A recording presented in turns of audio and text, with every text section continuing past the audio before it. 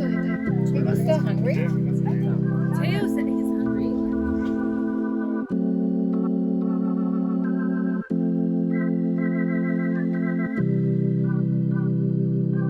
My name is Jane Lynn. Hi, I'm Vicente. I'm Cindy Lin. My name is Chris Reyes. 我叫妹，我姓林哈，然后我的名字叫妹。我有3个女儿，然后当然也有3个女婿，然后有7个孙子。其实一开始是我的女儿告诉我说她有一个男朋友。We met in San Francisco at a Chinese New Year's party. 然后她其实是一个事业心很重的女生。I think just like my experience at that time as a young person, I just felt like people who had that kind of a multicultural background, I connected more. And then when I met Chris, I felt like, oh, he really understood that. 他并对婚姻来讲说不是那么热络，可是他说：“妈妈，如果你跟爸爸2个有空的时候，我想介绍这位男士给你认识。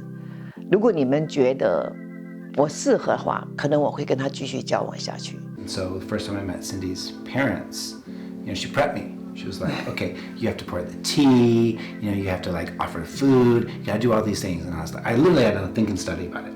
所以呢，我和他的父亲就到了北加州。First restaurant we went to, this is in San Francisco, your parents walked in, we almost sat down, they're like, let's go. Because basically there weren't enough Chinese people in the restaurant. Then the second one we went to, we sat down, they opened the menus, like, let's go, it's too expensive.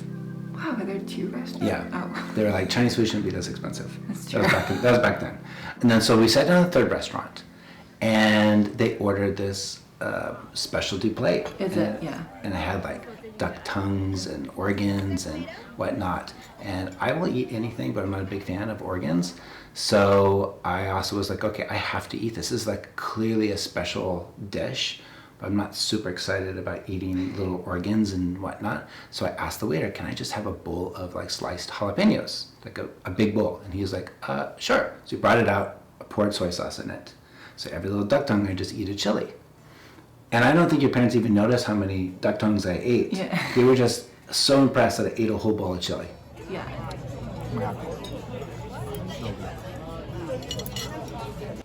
当我第一眼看到了她的男朋友之后，我非常喜欢，因为我觉得他是一个非常优秀的年轻人，所以我和我的先生对他第一眼，我们就是非常喜爱这个未来的女婿。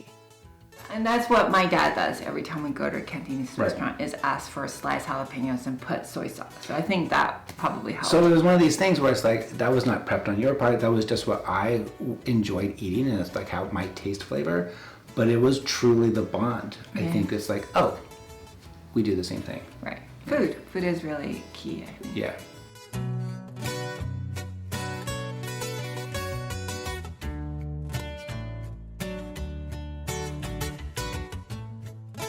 I probably didn't eat much Chinese food prior to meeting Jane, but now it's a very regular occurrence, and I actually very much enjoy it, and I seek it out.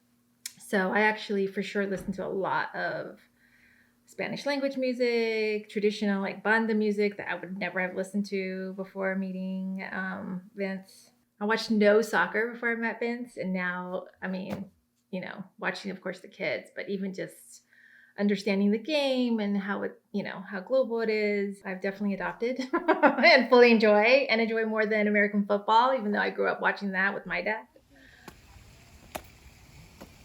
But I didn't understand it, and that's why it was so foreign. But I think because you are mixed, and then our children are, is really understand this concept of mestizo, both from the perspective of Mexico, but also in the U.S., like what it means and what that by itself is a singular, I don't know, like a identity. Yeah. And I think that was something I did take in.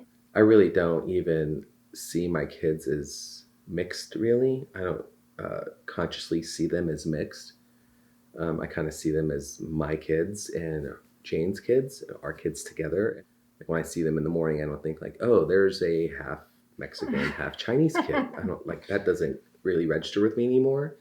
It maybe did earlier when they were much younger, but now it doesn't really come into my brain that way. I don't look at that because most people we've encountered, like our families and other people, have been accepting of it, right? And it hasn't been a big issue. I think that's probably part of it, right? I think if that had become more of an issue, then maybe I would be more cognizant of it and recognize it a little bit more. So.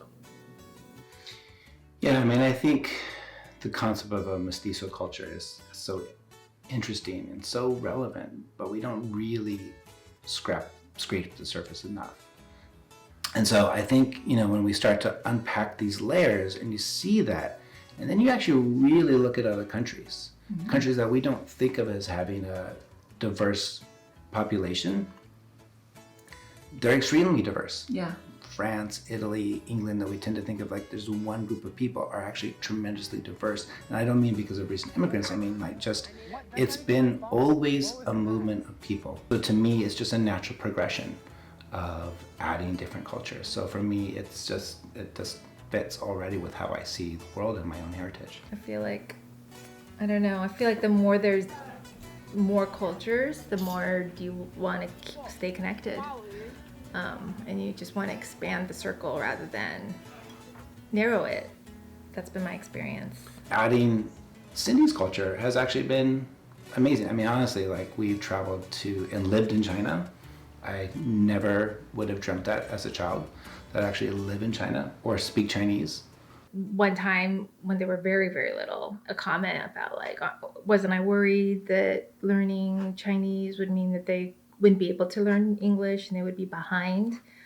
So I do think that there's this perception in terms of language, which maybe is also about culture and, folks' stereotypes and other prejudices. But that's been a very interesting experience since I've had kids and wanting to maintain different languages, is to see how other people perceive what it means to be multilingual in this country. I thought I would have to explain more of your background, but most people's assumption was just oh, well, he's white. I was introduced as my family being Spanish or French, which is, I guess partially true Spanish. Obviously, my Mexican heritage is mestizo. It's Spanish and native. My mom's family is from England or the UK. So it was a little bit jarring at first, but then, I've learned my whole life, because I am light skinned and I am mixed myself. It's always an issue for other people. And I just learned to develop a thick skin, but also to some degree kind of just see that it's really their issue. Are you ready for tacos? I realized that I'm actually weirdly mixed, not in the sense that people think, but in China, there's the ethnicity is Han. It's 90% Han.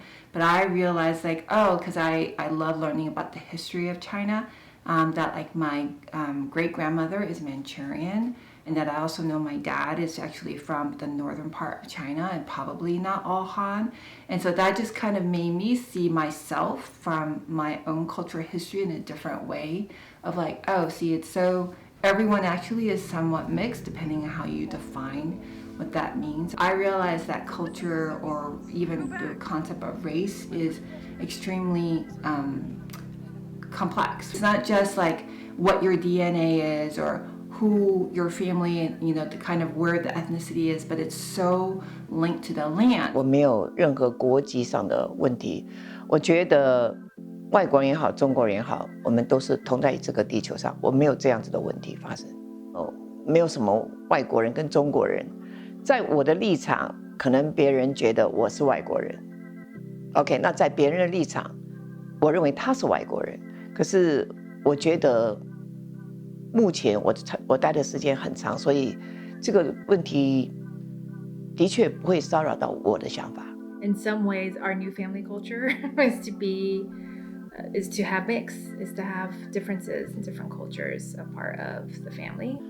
我个人觉得，不管你是哪一种的人，如果你是一个心存感恩、孝顺父母的，都是一个非常非常好的年轻人。我很爱我的女婿。谢谢。不客气。